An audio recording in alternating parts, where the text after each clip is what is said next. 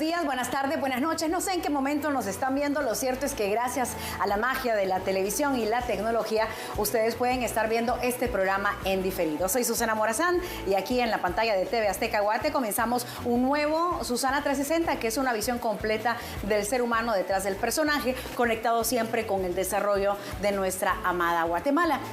El catedrático, aquel que nunca ha dicho su nombre para resguardar su privacidad, me dice y me decía: Susana, ¿es un país tercermundista? No, yo lo veo como mi país, Guatemala, en vías de desarrollo, y por eso hemos abierto esta nueva temporada en 360 especial para conocer a esos pilares fundamentales de nuestra sociedad que hacen la diferencia junto con su equipo. Así que quiero que me acompañen a darle la bienvenida a mi querido amigo Juan Carlos Zapata. ¿Cómo estás? Un gusto, Susana. Presidente de Fundesa. Director ejecutivo, ¿no? Bueno. Subas ahí, ¿Sabes qué? Estaba haciendo cuentas y hace 8 años quizá fue que tuve la oportunidad de conversar contigo en 360 y la verdad que pasa el tiempo, pero aquí lo que no pasa es el compromiso que tú tienes como guatemalteco, así que te agradezco mucho que hayas aceptado la invitación. Hombre, Susana, muchísimas gracias y gracias a todos los televidentes, la verdad que muy entusiasmado, felicitaciones siempre por el programa y muy contento de estar por acá. Muchas gracias. Antes de pasar a esta parte que sé que es importante de Fundesa y como director ejecutivo, ¿cuál ha sido tu experiencia, la visión, los retos y todo lo que tienen por delante? Me gustaría hablar de ti. Como guatemalteco, ¿cómo empiezas en este caminar, no dejando de lado la parte de ocupación y preocupación por el país, siempre sumando para formar parte de las filas como empresario destacado? Bueno, primero yo debo reconocer que empecé en Fundesa pues ya hace más de 20 años, casi 22 años de estar trabajando en la fundación.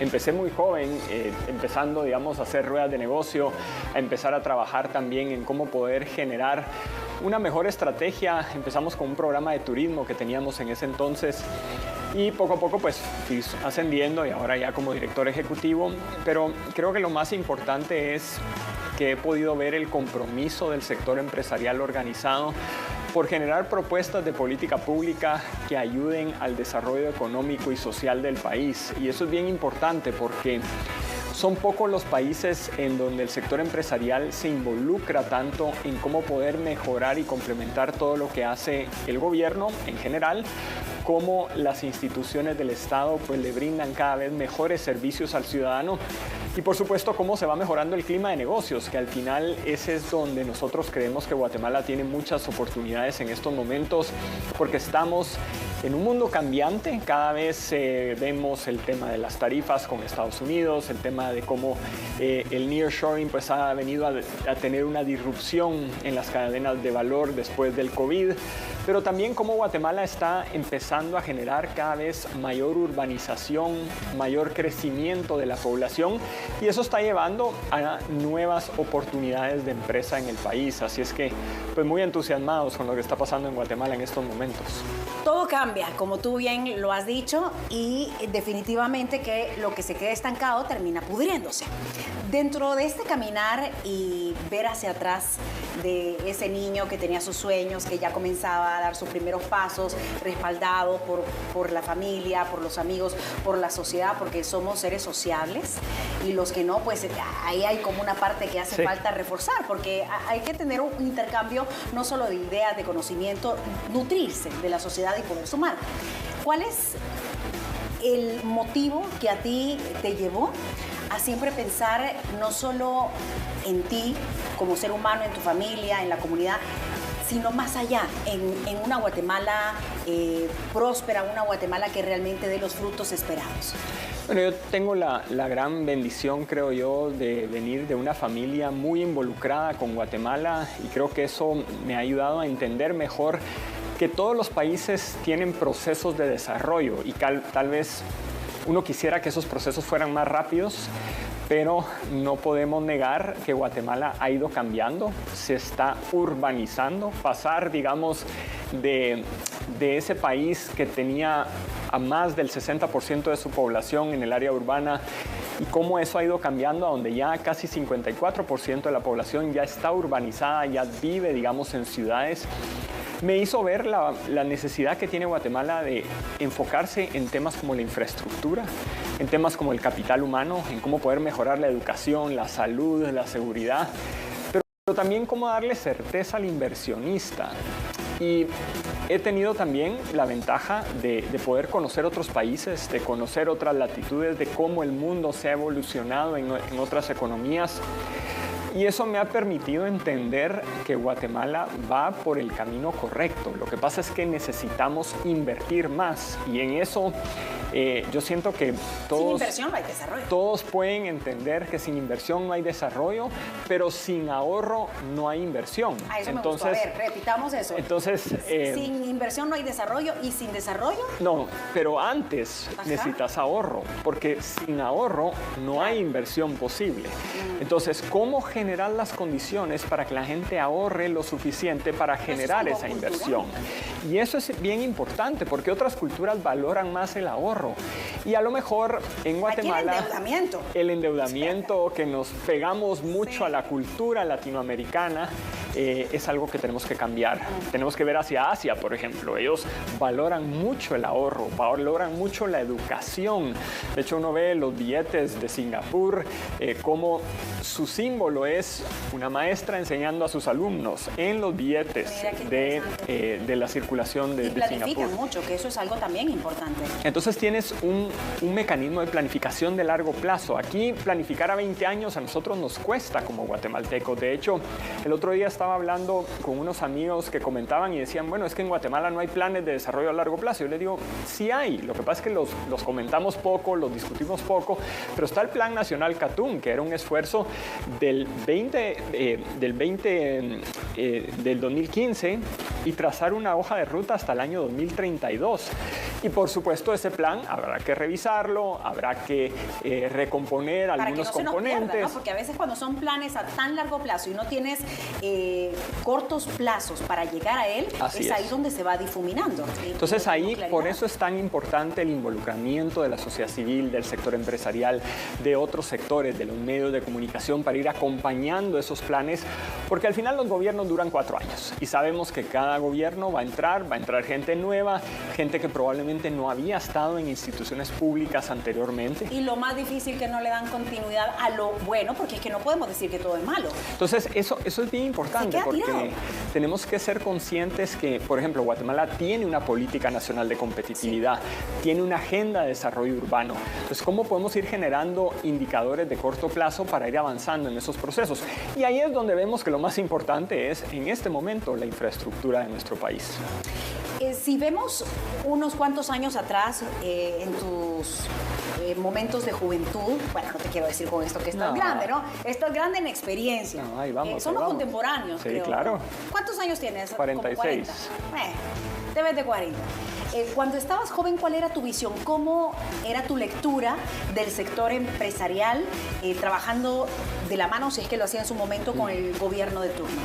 Mira, tengo que reconocer, bueno, yo me gradué del Liceo Guatemala. Entonces tú te tienes que pensar, un colegio tradicional, católico, por supuesto, y obviamente en la universidad pues estudié en la Francisco Marroquín, entonces empiezas a entender un poco cómo funciona la economía. La Francisco Marroquín tiene una estructura económica muy fuerte, una base liberal, clásica, muy fuerte, y entonces eso pues te hace y te moldea un poco de cómo ver el mundo, de cómo entiendes que el sector empresarial en Guatemala, claro, es muy fuerte, pero también, si ya lo comparamos a nivel global, pues somos un país interconectado, donde las exportaciones, donde Guatemala importa también varios productos, y cómo pues, Guatemala ha ido firmando cada vez más acuerdos de libre comercio, como poco a poco se fue liberalizando la economía.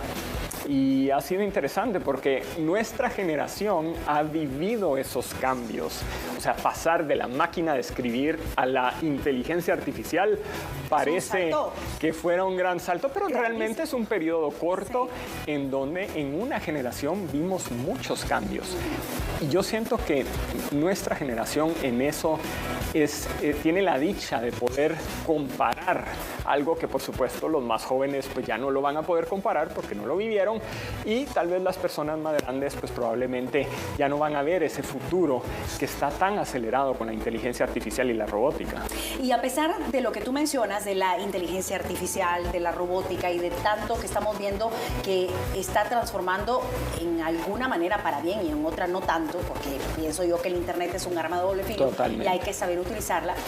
¿Crees que estamos en el camino correcto? Pues no puedo hablar a nivel global, pero la experiencia acá como país en tema de educación, si de verdad estamos aprovechando este cambio que hemos tenido acelerado, porque si lo vemos en muy poco tiempo, como tú bien lo dices, nosotros, nuestra generación, hemos pasado de la máquina de escribir a tener nuestro teléfono y aquí está todo. Sí. Desde las cuentas bancarias, aplicaciones, hay de todo, hasta incluso para invertir. ¿Realmente estamos aprovechando este momento como país para poder encaminar a nuestras nuevas generaciones a la comprensión de por qué Guatemala es un país potencialmente bueno para tener un desarrollo mucho más grande del que hemos tenido o que hubiésemos querido tener? Porque es que la verdad también la corrupción ha venido a ser un mal que no nos ha dejado avanzar, pero no somos un país pobre. Alguien en su momento dijo que éramos un país pobre. Yo creo que hemos sido mal administrados. Yo lo que creo es que tenemos que invertir más en educación. En eso sí, yo siento que cuando tú ves a nivel internacional el promedio de escolaridad en Guatemala, después de la pandemia, de hecho, cayó un poco, ahorita está en 5.8 años. Entonces, 5.8 años es muy poco tiempo para la escolaridad promedio de cualquier guatemalteco.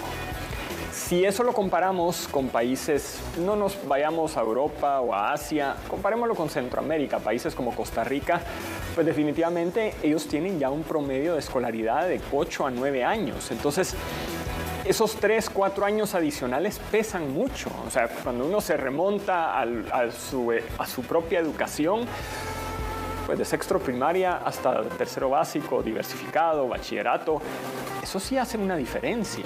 Entonces, creo que la educación tiene que ser el centro sobre el cual Guatemala empieza a trazar una nueva estrategia para el país.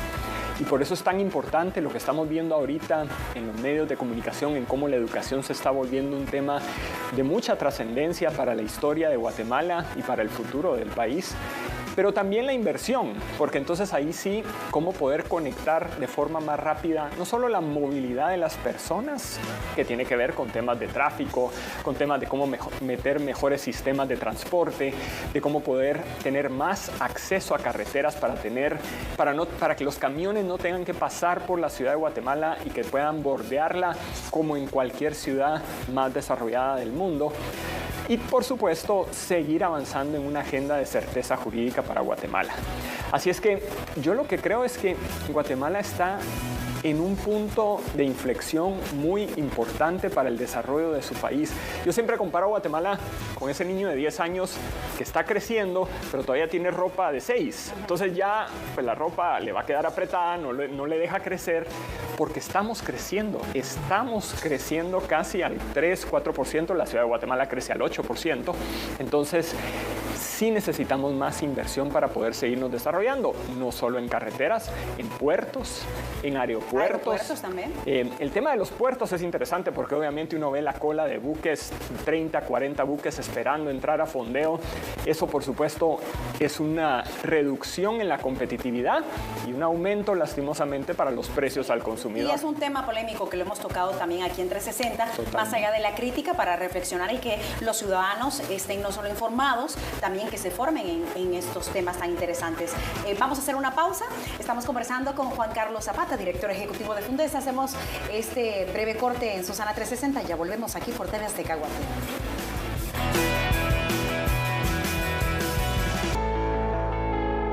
Que si los leo, claro, me complace hacerlo, tanto lo positivo como lo negativo. Creo que es importante estar actualizado y tener esta retroalimentación con ustedes, así que infinitamente agradecida. Como siempre, pues hago el llamado al respeto, a la educación. Podemos argumentar, pero de una forma que deje algo importante para la persona que lo está recibiendo, y es así como podemos hacer una sociedad distinta. Gracias por su sintonía. En Susana 360 seguimos conversando con Juan Carlos Zapata, director ejecutivo de Fundesa. Juan Carlos, dime, ¿cuál es tu visión del desarrollo para Guatemala? Bueno, lo que yo veo es que Guatemala es un país, como comentaba, que se está urbanizando. Es que no hay desarrollo sin urbanización, porque el desarrollo se da en las ciudades. Y cuando vemos los problemas que tiene Guatemala en falta de educación, salud, seguridad, infraestructura. Servicios básicos, agua, luz. Todo lo que tiene que ver con infraestructura básica es un problema de inversión. Es un problema de inversión pública. Guatemala invierte apenas 1.5% del PIB en inversión pública. Ecuador invierte 5%. Entonces eso es una diferencia muy grande en cuánto se está invirtiendo para poder generar las bases para el desarrollo. Por eso se llama infraestructura, porque es lo que está debajo de todo lo que viene después. ¿Y por qué pasa esto? Porque como país no tenemos... creo que desde nuestra Constitución hay un problema porque todas las concesiones tienen que ir al Congreso. Entonces, no hay una estrategia clara y una gobernanza sobre cómo poder hacer proyectos de largo plazo de inversión. Por eso es que tú no ves proyectos de, si yo te hablo arriba de 100, 150 millones de dólares, proyectos públicos a esa magnitud ya no hay. No. ¿Y por qué? Porque el Estado y el gobierno de Guatemala principalmente no tiene la capacidad de trazarse proyectos de largo plazo por varios factores.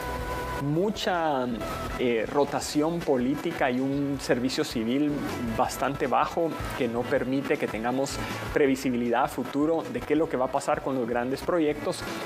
Y también poca gobernanza en la estructura financiera de los proyectos. Entonces, el seguimiento que se le da a la carretera, a los puentes, a los puertos, es muy lento, es muy bajo. Nulo. Y muchas veces se bloquean proyectos, como lo vimos al inicio de este gobierno, en donde muchos proyectos quedaron parados. Tal vez el más grande, ese sí era de 250 millones de dólares, el puente Belice II, que ahí está parado. Hemos visto pasos a desnivel, hay unos en la Roosevelt. Entonces, en el Trébol. Entonces, ese tipo de proyectos que se quedan estancados, que solo hacen que la inversión se vaya ralentizando, es lo que tenemos que cambiar como país. ¿Y qué debemos de hacer para que pueda existir un cambio, pero un cambio con resultados no a largo plazo? Pues sí. Sé que no hay una varita mágica para que al día siguiente se den, pero que de verdad se puedan ver los resultados a nivel de la ciudadanía. Tenemos que empezar a trasladar los riesgos y proporcionar mejores procesos en alianzas público-privadas. Eso es lo que han hecho otros países. Se han dado cuenta que la parte política rompe mucho la planificación a largo plazo de la parte técnica. Entonces, ¿qué es lo que se ha hecho? Es trasladar el riesgo al sector empresarial para poder producir proyectos de largo plazo y de gran envergadura, especialmente cuando hablamos de grandes puentes, de aeropuertos, de puertos, de grandes proyectos de carretera o en algún momento proyectos subterráneos como podría ser un metro o un túnel de una carretera. Entonces, ¿qué es lo que está en la agenda hoy? En el Congreso de la República hay ya una reforma a la Ley de Alianzas Público-Privadas que podría acelerar la inversión para que podamos tener más carreteras, más puertos, más aeropuertos y que se traslade el riesgo al sector privado y que por supuesto en algunos lados hayan carreteras con peaje y eso va a permitir un mejor mantenimiento a largo plazo. Lo vimos en su momento con la carretera Palín-Escuintla, que estaba en perfectas condiciones y ahora pues no tanto. Quedó en el abandono. Y eso pues hace que se vaya limitando el mantenimiento de los activos y ese es el gran problema, que el Estado construye, pero el mantenimiento a largo plazo a veces se nos olvida, no se presupuesta o se presupuesta mal o simplemente hay temas de corrupción. ¿Cómo lo ves tú? ¿Cuál es tu lectura desde la parte de la empresa privada? La situación del PIB, el Producto Interno Bruto. Yo siempre, no como periodista, como ciudadana, me planteaba la pregunta y una pregunta un tanto sarcástica, ¿cómo es posible que nuestra gente que con esfuerzo se va del país, migra de manera ilegal, que han logrado en su momento, porque ahora es una locura el poder conseguir un estatus legal en Estados Unidos, pero que de años atrás lo han podido hacer y los que no, pero empiezan a inyectar por medio de las remesas al Producto Interno Bruto y tú dices, bueno, está claro que buenísimo, porque están ayudando a la economía, es una inyección fuerte, pero versus la baja ejecución o no la ejecución en varios ministerios, los gobiernos de turno, no estoy criticando el actual, estoy hablando en general, y ahora con esto que vienen a pedir que se ponga un impuesto a la remesa, ¿verdad? Con todas estas nuevas medidas de los aranceles. ¿Qué necesita Guatemala para poder tener una visión completa y ver avanzar en el desarrollo? ¿Cuáles son esos principales obstáculos? Pues no es posible que estemos siempre agarrando como muleta la remesa, que qué bueno que existe porque hay gente trabajadora, pero creo que también como país podríamos generar más o igual. Bueno, el gran desafío de las remesas viene por una falta de empleos en el país. O sea, ese es, digamos, por lo menos así lo dicen las cifras, 90% del migrante es por razones económicas y muchas veces es por la falta de oportunidades de empleo formal en Guatemala y la diferencia de productividad entre Estados Unidos y Guatemala. Un guatemalteco aquí gana 5 veces más en Estados Unidos haciendo más o menos el mismo trabajo. ¿Y por qué es eso? Bueno, es una diferencia de productividades. Y aquí muchas veces el término productividad cuesta entenderlo porque no estamos acostumbrados a medir la contribución del trabajador a la economía y cómo eso va cambiando dependiendo de cuánto el Estado invierte en la población. Y doy un ejemplo siempre con esto. O sea, una persona en Nueva York puede tal vez vivir a hora y media, 2 horas de donde trabaja, pero a lo mejor va en tren. Aquí va en un bus, probablemente no en buenas condiciones, o en moto, que es lo que uno frecuentemente ve cuando uno ve personas que viven fuera de la ciudad de Guatemala, pero que trabajan aquí en Ciudad de Guatemala. Entonces uno tiene que pensar, ¿cómo va esa persona en el tren? Puede ir trabajando, puede ir estudiando, puede ir haciendo otras cosas mientras, puede ir leyendo, va mejorando su productividad mientras está en un transporte público. Eso es más difícil en países como Guatemala. Entonces, aquí uno va pendiente que no te haciendo equilibrios y va manejando, que no te asalten, que no te asesinen. Eso es un ejemplo muy básico de temas de productividad. Pero fácil de entender. Pero fácil de entender y uno empieza a ver entonces, bueno, ¿qué necesitamos para poder tener mayor inversión pública en nuestro país? Y por eso es que yo siempre regreso a este punto porque a veces pareciera que queremos darle la vuelta y obviar que nuestras carreteras están mal, que casi no tenemos carreteras respecto al número de la población que tenemos. Guatemala tiene apenas 1 metro de red vial por habitante, mientras países como Estados Unidos tiene 20. Entonces, ese tipo de datos que te empiezan a pintar una realidad diferente hace que Guatemala empiece a enfocarse en estos temas. Y por eso es tan importante ahorita la implementación de la Ley de Infraestructura Vial Prioritaria, por ejemplo. Esa ley tomó 8 años en ser aprobada y a partir de este año empieza su implementación y por eso es tan importante en estos momentos. Importante también es tomar en cuenta que la situación de nuestro país en muchos aspectos no es la óptima, pero también hemos tenido avances importantes. Claro. Y hay que darlos a conocer. ¿Cuáles podrías enumerar 3 o 4 avances que ha tenido nuestro país en cualquier tipo de materia a nivel de desarrollo? Bueno, tenemos 3 grandes baluartes que son estratégicos para Guatemala. El primero, la macroeconomía. Guatemala es un país donde la moneda a veces como que lo tomamos por sentado que va a estar a 7.80 y eso es lo normal en otros países. Eso no es así. En otros países la moneda se devalúa y tú de la noche a la mañana perdiste tus ahorros y los tenías en la moneda local porque se devaluó la moneda. Eso aquí en Guatemala no pasa. ¿Por qué? Porque tenemos una macroeconomía muy estable en donde es constitucional que el Banco Central no le puede prestar al gobierno. Eso no pasa en países como, bueno, la Argentina de antes, digamos, no la de Milei, sino la que pasaba antes, o en países como Chile, Costa Rica, Colombia, donde sí vemos, incluso México ha devaluado su moneda. Entonces tú te quedas sin ahorros de la noche a la mañana. Otros temas importantes, creo yo, son las telecomunicaciones. Guatemala, su ley de telecomunicaciones hace que tengamos un mercado de telefonía celular muy competitivo. Yo a veces bromeo con amigos de fuera que ellos siempre están hablando de estas empresas que se tienen que conectar porque si van a otro país sus cargos de roaming va a ser muy alto. Eso no nos pasa a los guatemaltecos porque tenemos un sistema de telecomunicaciones muy robusto. No digamos para la conectividad de la gente, la bancarización que ha avanzado. La vez pasada estaba viendo que pasamos de 40 a 65% de la población bancarizada. Eso es gracias a la tecnología, a los servicios digitales. Pero también tenemos que ser conscientes del sector eléctrico. Guatemala tiene un sector eléctrico muy competitivo, con leyes muy claras que atraen inversión extranjera. De hecho, durante los últimos 20 años, mucho de la inversión extranjera directa fue por el sector eléctrico. Así es que sí, Guatemala ha ido cambiando, se ha ido urbanizando. Vemos cómo la ciudad de Guatemala, solo en este momento hay 143 edificios construyéndose, ya sea para comercio, para vivienda. Las personas antes vivían fuera de la ciudad de Guatemala. Hoy muchas veces es mejor vivir en el corredor central o cerca de la ciudad porque es mucho más fácil moverse.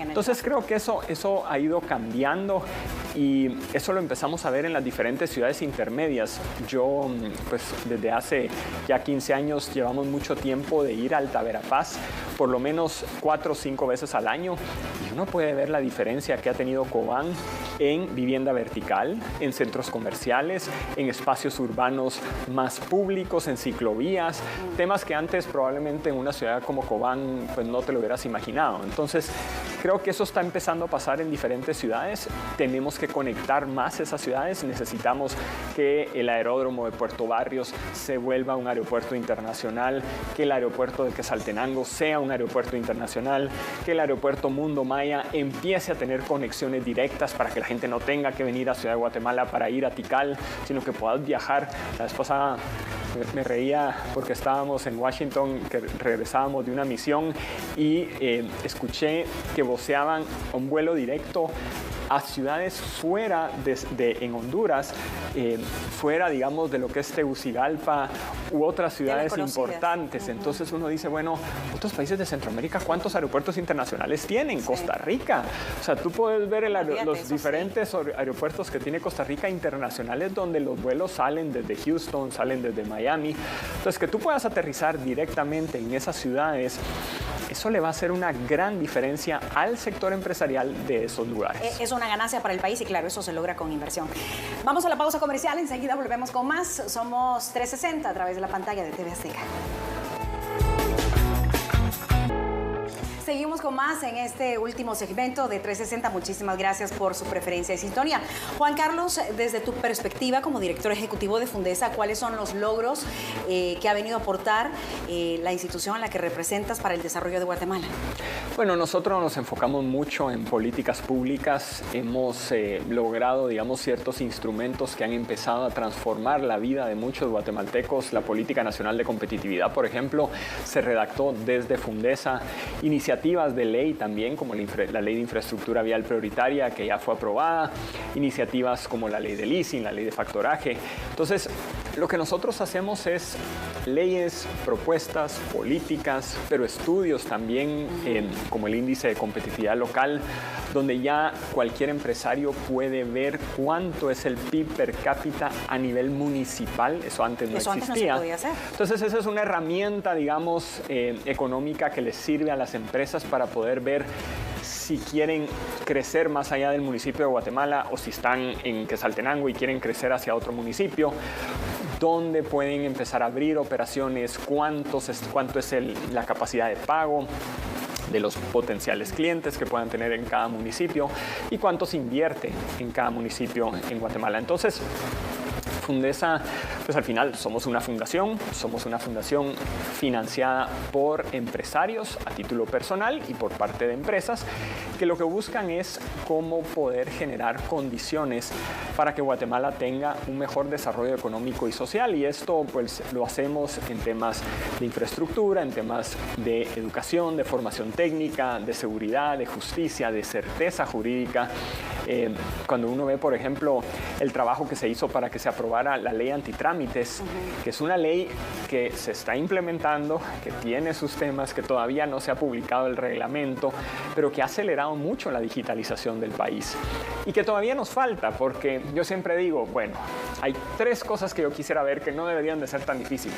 quitemos el sello de los pasaportes. Cada vez que vienen los turistas, abrir el pasaporte y que te sellen, ese es un síntoma de una cultura de sello y firma.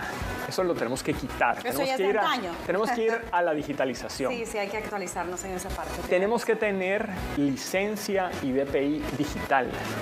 Porque como tú bien dijiste, todo era, ¿no? tiene... Sí, pero yo ¿qué quiere decir con esto? Que tú lo puedes tener en tu celular y si a tú te para un policía de tránsito, tú le enseñas tu teléfono y ahí está tu licencia. Sí.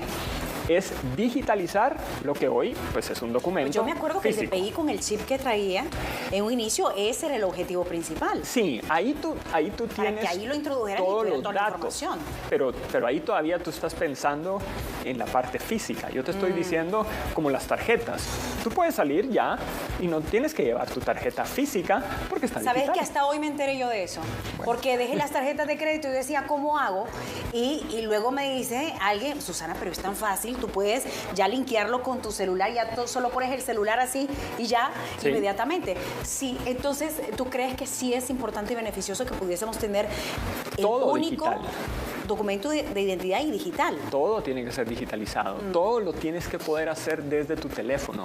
Una persona, y eso es lo que hemos visto en otros países, tú vas a países como Australia, una persona puede abrir y operar una empresa todo desde su celular. No tiene que estar hablando con abogados, no tiene que estar certificando firmas, porque aquí tenemos ya una ley de firma digital.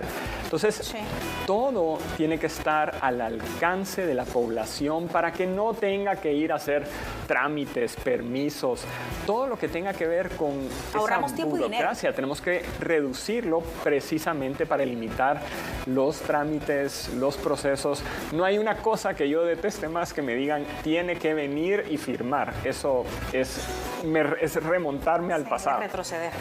Todo eso tiene que ir cambiando. Mira, hablemos de otra cosa y es importante poder entender desde el punto de vista del sector empresarial cómo ven las alianzas y realmente han existido alianzas no solo con el gobierno de turno, sino que anteriormente con estas administraciones siempre en pro del desarrollo, porque ustedes pueden proponer, pueden apoyar, hacer estudios, pero si no tenemos esta parte del apoyo, del seguimiento, del cumplimiento y de las alianzas, creo que es imposible que hagamos un desarrollo. Es como lo que se ve en la familia o en la empresa, del trabajo en equipo. Nadie puede ir jalando por su lado. Sí, definitivamente. Eso es uno de los baluartes más importantes que tiene Guatemala. Siempre han habido alianzas, cooperación, programas conjuntos. Y eso se ha mantenido. ¿Y ha sido difícil? Con diferentes gobiernos. Siempre es difícil al inicio de cualquier gobierno porque al principio, y eso es muy humano y muy natural, el funcionario público entra y como que se eleva un poco porque pues eso al principio es pasar del anonimato probablemente a ser una persona conocida por toda Guatemala. Y se les olvida que son empleados. Entonces, al final, yo siento que eso va cambiando en la medida en que se van dando cuenta que no pueden avanzar solos y que tampoco el sector empresarial puede avanzar solo. Entonces, necesitamos trabajar de forma conjunta. Hay programas muy bien establecidos, como la Mesa de Calificación de Riesgo País, que ha tenido muy buenos resultados. Hemos visto cómo las calificadoras de riesgo han mejorado la posición de Guatemala. El Programa Nacional de Competitividad también, que es un programa público-privado. La Comisión para la Promoción de las Exportaciones. Entonces, hay varios proyectos y programas público-privados que han avanzado en Guatemala y que se mantienen. Ahora, el gran desafío es cómo logramos seguir avanzando en una estrategia de inversión, porque cuando empezamos a ver cuánto están ejecutando del presupuesto general, pues sí hay ministerios que todavía tienen una muy baja ejecución. Ya vamos casi a la mitad del año. Ya vamos a la mitad del año. Más. La vez pasada yo me ponía a pensar que todavía se están hablando de los estudios del metro cuando se dejaron casi 1.400 millones de quetzales en el presupuesto precisamente para eso. Entonces no entiendo por qué no empezaron desde enero. Entonces ese tipo de cosas se van ralentizando y eso es lo que creo que a veces nos tiene en esta situación en donde los proyectos de Covial, por ejemplo, para mantenimiento de carreteras van a empezar hasta ahora en el mes de agosto. ¿Hay unión en el sector empresarial? Por ejemplo, cuando se vienen temas como esto de los aranceles, sí, que definitivamente pues vienen a movernos de lo que se venía viviendo, y no solamente nosotros como país, en otros, ni hablar a los que les están poniendo una tasa sumamente alta, que se ve más como un castigo por parte del gobierno, sí, de los Estados Unidos. Pero específicamente, cuando se dan este tipo de temas, ¿cuál es el actuar y si hay unión entre el sector empresarial para enfrentarlo como país? Totalmente, totalmente. Y lo hemos visto en diferentes etapas, digamos. En el COVID fue muy evidente, hubo una unión completa del sector empresarial organizado para apoyar directamente al gobierno. En algún tiempo 60% de todas las pruebas que se realizaban de COVID pues venían del sector empresarial organizado, y este ejemplo que tú acabas de mencionar de los aranceles pues unió también al sector empresarial con el gobierno para hacer misiones a Washington. Por eso pues acaba de salir un comunicado ahora tratando de decir, miren, no vayan a interpelar a la ministra de Economía, porque si la interpelan no puede viajar a Estados Unidos. Entonces se va a generar, digamos, una limitante adicional que no nos va a poder permitir seguir con las negociaciones que se tienen en este momento por el tema de los aranceles. Así es que los guatemaltecos en general, yo siento que nos unimos cuando hay una crisis. El gran desafío es que pareciera que solo nos unimos cuando hay una crisis. ¿Cómo hacemos para que ese trabajo sea permanente y no solo cuando existen temas externos? Quisiera tener un poco más de tiempo, pero ya se nos está acabando y no quiero dejar fuera del tintero algo muy importante como el Estado de Derecho y la certeza jurídica. Hace poco visitaba el país un relator que daba declaraciones bastante complejas. Lo voy a dejar hasta ahí. Pero desde tu punto de vista como sector empresarial, ¿sí existe esto en Guatemala? ¿Tenemos certeza jurídica? Porque esto viene a abarcar y afectar en muchos ámbitos. Somos un Estado todavía con una debilidad institucional muy fuerte, y eso es lo que hace que tengamos una baja estabilidad y baja certeza jurídica. ¿Y dónde se ve en la práctica? Bueno, el Estado de la noche a la mañana te quita una licencia, te cierra un contrato, y uno dice, bueno, pero un contrato es un contrato, ese es el objetivo, sino para qué tenemos un contrato. Entonces, sí, como país todavía nos hace falta darle mayor certeza jurídica a la inversión. Eso implica que no le cambiemos las condiciones al inversionista por plazos determinados, dentro de los cuales, sí, pues, definitivamente, si no, nadie quiere venir a un país donde las condiciones cambian políticamente. Para concluir, ¿qué ruta de desarrollo debe de tomar nuestro país y qué se espera, qué se vislumbra para los próximos meses? Guatemala tiene que tomar la ruta de aumentar la inversión pública, especialmente en carreteras, puertos y aeropuertos.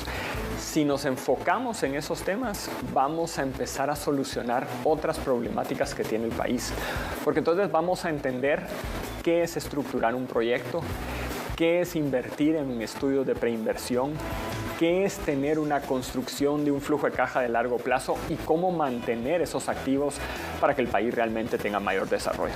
Interesante conversar contigo, como siempre, Juan Carlos. Muchísimas gracias a ti. Que Dios te bendiga, muchísimas gracias. Y gracias a ustedes por la sintonía. Tenemos una cita el próximo lunes, siempre aquí por la pantalla de TV Azteca Guate, 10:45 de la noche. ¿Le gustó el programa? Por favor, compártalo. Yo leo sus comentarios. Y mañana muy temprano, a las 5:45, los espero en Hechos AM.